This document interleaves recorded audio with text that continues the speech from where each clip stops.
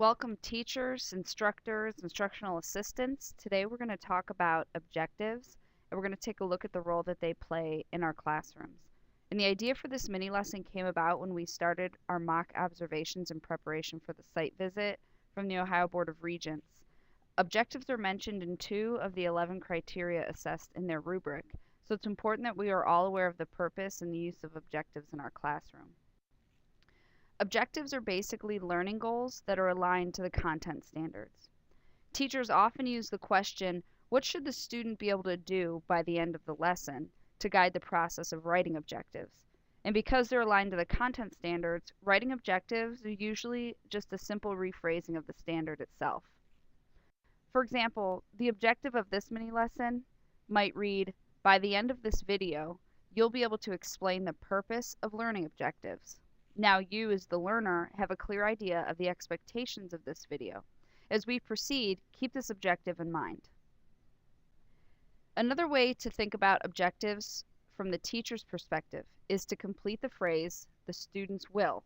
So by the end of the lesson, the students will be able to master a specific task, and the students can think of the objective as I can. In fact, many schools adopted I can statements that all teachers and learners can use to identify the target objectives and to keep track of the ones they've mastered. While objectives are important for all learners, they're particularly important for adult learners. Adult learners tend to prefer explicit instruction or instruction that clearly defines the goals and desired outcomes. Objectives are vital to explicit learning because it gives learners a target to aim for. This way, adults can better draw on their past experiences and their strengths in order to reach the goal. Objectives help teachers too. When a teacher has a clear target, they can better align instructional materials, activities, and assessments to make connections and help their students reach the goal. Here are a few examples of objectives that you might use in the classroom.